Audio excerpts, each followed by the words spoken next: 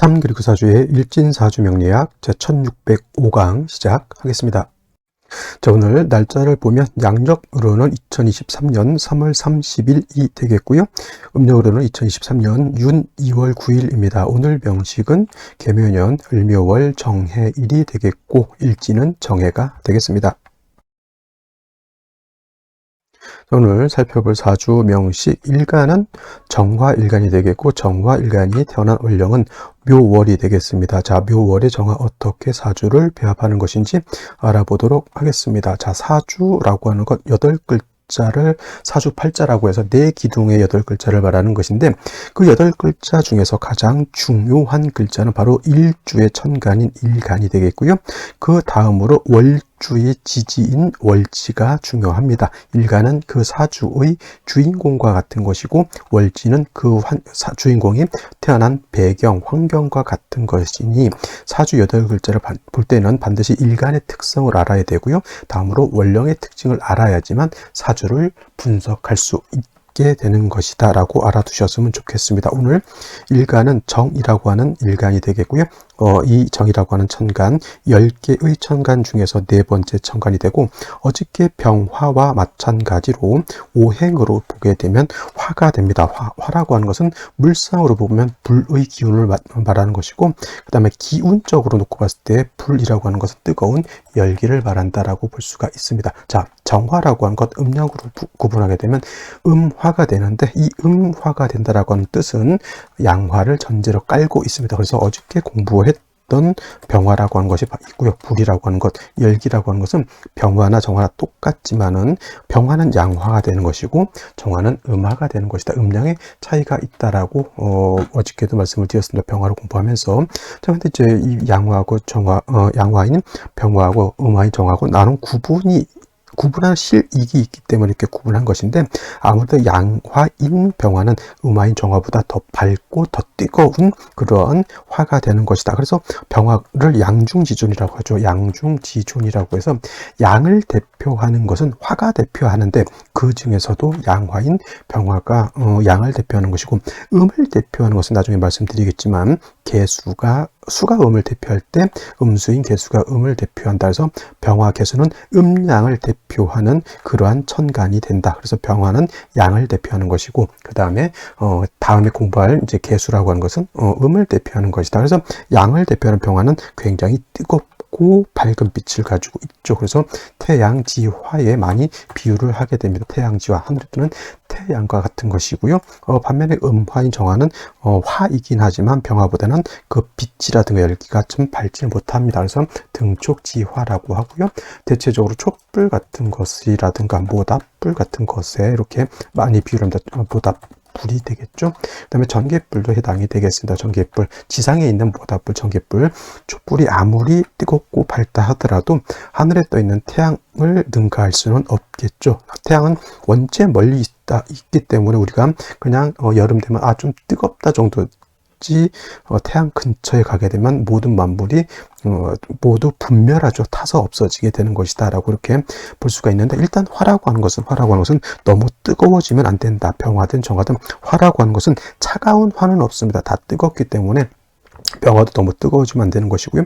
정화라고 하는 음화도 뜨거워져서는 안 된다. 그래서 이 화 너무 치열해지게 되면 모든 만물이 분멸하죠. 타서 없어져 버리기 때문에 너무 치열하지 않도록 뜨겁지 않도록 조절시켜주는 것이 필요한데 이때 이 화를 조절할 수 있는 것은 수가 화를 조절할 수 있죠. 수극화해서 수가 화를 조절하는데 수극화라고 하니까 사람들이 불 났을 때 물 부으면 불이 꺼지더라 이것만 생각하는데 수가 화를 극한다라고 하는 뜻은 적절하게 조절하는 개념으로 생각해야지 완전히 불씨를 없애버린다라고 하는 개념이 아닙니다.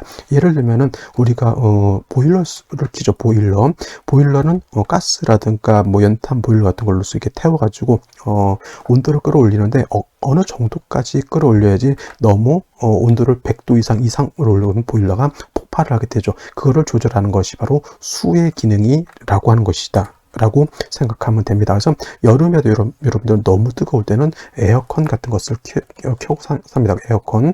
그 다음에 또는 선풍기 하다못해 부채 같은 것도 있어서 뜨거운 열기를 식혀 주어야지만 사람이 살 수 있는데, 그게 바로 다 수라고 하는 것이고, 이 수가 열기를 완전히 식혀서 얼음장으로 만들지는 않습니다. 적절하게 사람이 살 수 있는 온도로서 낮춰주는 것을 말하는 거죠. 그걸 갖다 이제 조후라고 하는 그런 개념으로 우리가 설명을 하게 됩니다. 그래서 수는 화를 극하지만 화를 완전히 꺼버리는 것은 아니고 적절하게 조절한다. 이때 수는 양수인 임수, 병화라든가 정화가 수를 쓸 때는 개수를 쓰기보다는 임수를 쓰는 것이, 임수를 수국화해서 뜨거운 열기를 조후할 뿐만 아니라 병화나 정화의 빛을 뭘 한다? 빛을 보강해주는 역할, 수보, 양광 해주는 역할을 하기 때문에 병화든 정화든 일간이 왕하게 되면 임수로서 보강해주는 것을 좋아하죠. 특히나 병화 같은 거는 하늘에 태양이 떠 있는데 밑에 임수가 있다라고 하는 것은 밑에 태양이 떠 있는 그 밑에 강호수 바다가 있는 것과 같고요.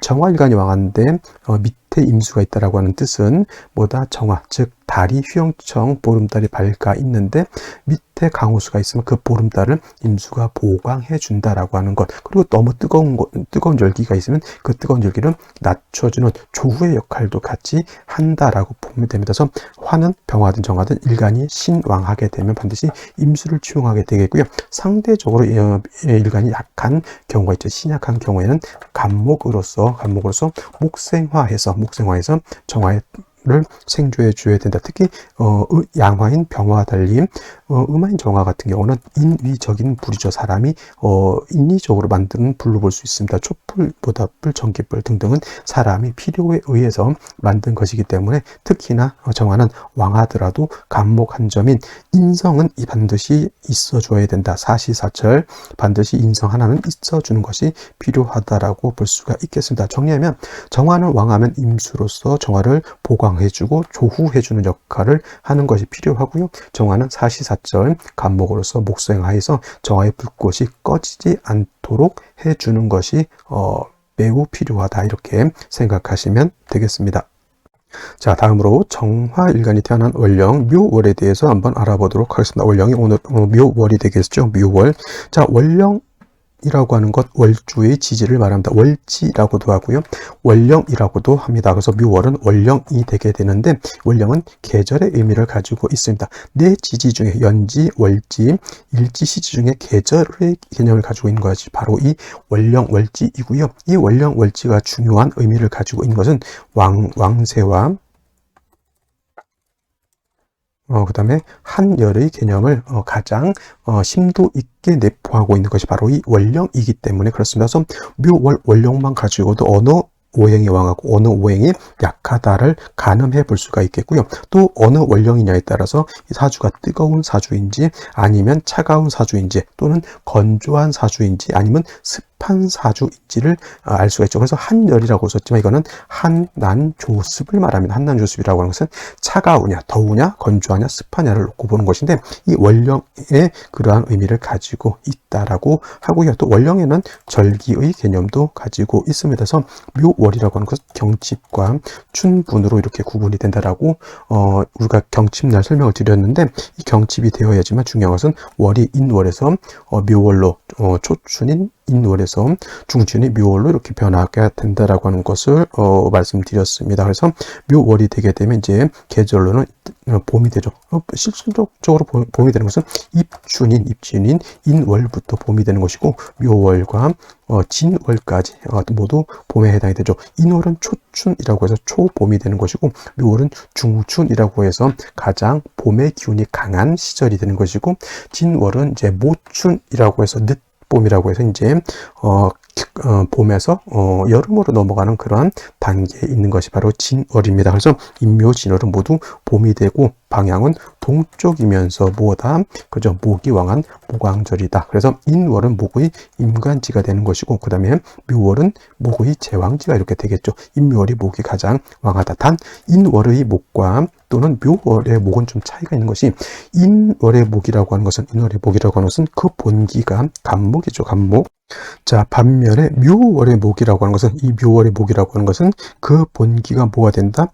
을목이 이렇게 되는 겁니다. 그래서 간목 같은 경우 정화 입장에서 간목은 잘 마른 장작과 같다라고 하면 정화 입장에서 을목은 물에 젖은 풀과 같은 것이기 때문에 실질적으로 정화를 생조해 줄 수 있는 것은 간목이라야지 정화를 생조해 줄 수 있고, 을목은 비록 인성이긴 하지만 목생화에서 인성이긴 하지만 승목은 화를 생하는 것이 아니라 오히려 불을 꺼뜨릴 수 있다. 여름에 마르지 않은 쑥을 뜯어다가 목에 불을 피게 되면 불이 나는 것이 아니라 연기만 나죠. 그것이 바로 정화일간이 묘월에 태어나게 되면 그런 쓴목이 많다라고 볼 수가 있는 겁니다. 그래서 정화가 묘월에 태어났을 때 이 쓴목은 제거시켜주는 것이 필요하고요. 그래서 경금이라고 하는 금으로서 이 쓴목, 을목 같은 것은, 잡초 같은 것은 제거를 시켜주고, 별도로 뭐가 있어줘야 된다? 그렇죠. 간목이 별도로 있어주는 것이 바로 필요하다라고 볼 수가 있게 되겠습니다. 그래서 묘월의 정화라고 하는 것은 경금으로서 쓴목인 을목, 묘목을 제거하고요. 다시 간목을 얻어서 정화를 생조해 줘야 되는데, 묘월이 아까 말씀드렸던 것처럼 목이 가장 왕한 목의 제왕지가 되는 것이니, 목이 너무 많게 되면, 간목도 너무 많게 되면 목다화식이 될 수 있죠. 목다화색이라고도 이렇게 표현합니다. 목이 많으면 화를 생하는 것이 아니라 오히려 많은 목이 불을 꺼뜨리게 되는 것이니, 이때도 마찬가지로 경금은 쓴목을 제거하는 역할도 하지만은 간목을 쪽에서 정화를 생조해주는, 벽갑 인정해주는 그러한 역할도 하게 되는 것이니, 묘월의 정화는 재성인 경금을 얻는 것이 필요하다. 선생님, 그러면 신금은 되지 않습니까? 이렇게 말씀하실 수도 있지만은, 목을 제할 때 특히나 저 간목이라고 하는 큰 나무를 벽갑 쪽에서 정화를 생조해 줄 때는 신금 가지고는 공력이 떨어지게 되겠고요. 반드시 경금이라야지만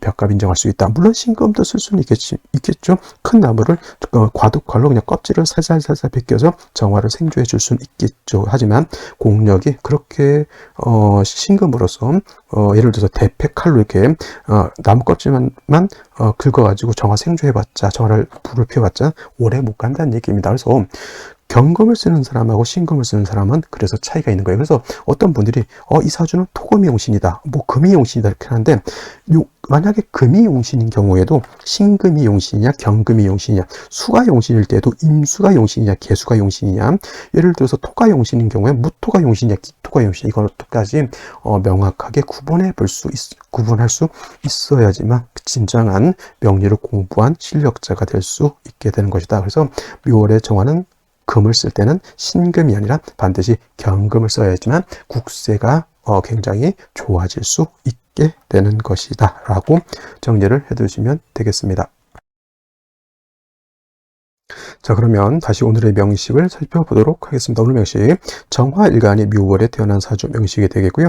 사주로 볼 때 첫 번째 일간, 두 번째 월령, 월지, 또 세 번째는 격국이라고 하는 것을 살펴볼 필요가 있습니다. 자, 이 격국이라고 하는 것은 일간과 월령, 월지와의 관계를 살펴 사주 8글자가 어떻게 구성되어 있느냐를 놓고 보는 것인데, 일간 정화라고 하는 것은 어떤 화 중에서도 음화가 되는 것이고요.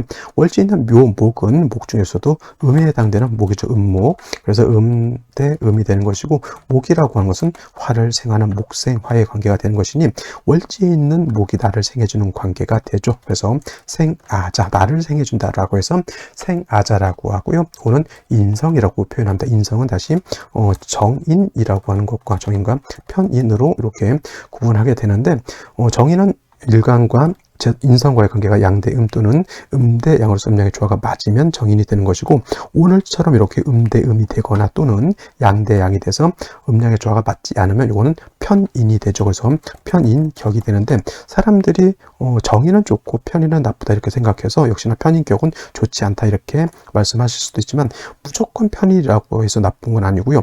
병화 입장에서는 편인인 인목이 좋은 것이고, 정화 입장에서는 정인인 인목이 좋은 것이다. 이거는 정편의 차이라기보다는 그 목이 그야말로 화를 생할 수 있는 능력을 가지고 있는 목이냐 또는 쓴목이라서 목을 생하기가 좀 어려운 목이, 이렇게 따져야지 그냥 편인이니까 나쁘다는 아니다. 그래서 중요한 것은 묘월에는 화가 사양이 징기돼서 세력은 있다 있다 손치더라도 습목이 많게 되면 아까 말씀드렸던 것처럼 습목은 불을 살리는 것이 아니라 불은 질식시키는 역할을 하기 때문에 저거는 경금으로서 습목은 제거시키게 되고 간목을 얻어서 다시 벽값 인정해 줘야 된다. 벽값 인정. 근데 예를 들어서 목이 많은데 예를 들어서 금이 없는 경우에는 어떻게 합니까? 라고 한다면 예를 들어서 경금이 없어 벽값 인정이 안 된다. 그러면 비견급제라도 있어가지고 왕목의 기운을 설기순세하는 것이 필요하다. 이렇게 볼 수가 있겠습니다. 자, 그런데 오늘 명식을 보면은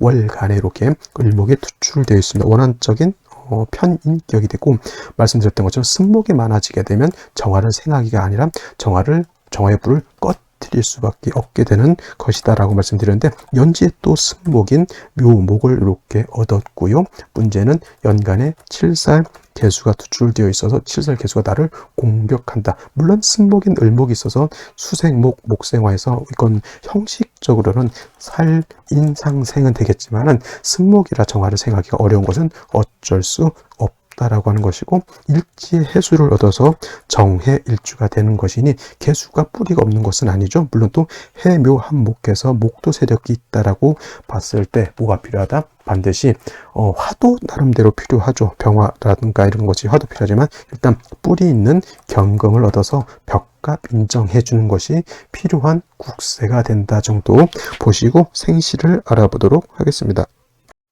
자, 생시를 보도록 하겠습니다. 제일 먼저 경자시를 보도록 하죠. 경자시. 자, 경자시가 되게 되면 또 자수를 얻었습니다. 해수를 얻었고, 물론 해묘한목에서 목이 세력을 얻는 건 맞지만은, 이렇게 수가 다시 많아지게 되는 것은 정화 입장에서 특히나 개수가 왕해지는 것은 결코 좋은 것은 아니고요. 경금이 있어서 목을 제해 줄 것 같은데, 수에 의해서 설기될 뿐만 아니라 경금 자체가 지지를 얻었다. 뿌리가 하나도 없게 되는 것이니, 정화 입장에서 재성은 천간에 있으나 이 재성이 능력이 있다 없다, 능력이 거의 없다 이렇게 보시면 될 것 같고요. 경술은 경금이 투출되어 있죠. 술의 경금이 통근을 간단하게 할 수 있고요. 그래도 이 정도 되면은 간목이 아니기 때문에 을목 정도는 경금이 이렇게 제거해 줄 수는 있겠지만 역시나 간목이 없는 것이 문제가 될 수 있죠. 개수가 투출되어 있어서 나를 공격하는 것이 좋지 못하고 경자 경술시의 경우에 운이 어디로 가면 안 좋다? 금수운으로 가면 좋지 않다. 특히나 개축대운, 임자대운, 신해대운 이렇게 가게 되면 왕살이 강해지죠. 살이 굉장히 강해져서 이 개수가 나를 공격하기 때문에 특히나 아들로 태어날 때 이렇게 경자, 경술 이렇게 해서 수운 가게 되면 매우 좋지 못한 구조가 되는 것이고요. 임인시 같은 경우에는 또 인해한목, 해묘한목, 목이 다시 왕해지게 되죠.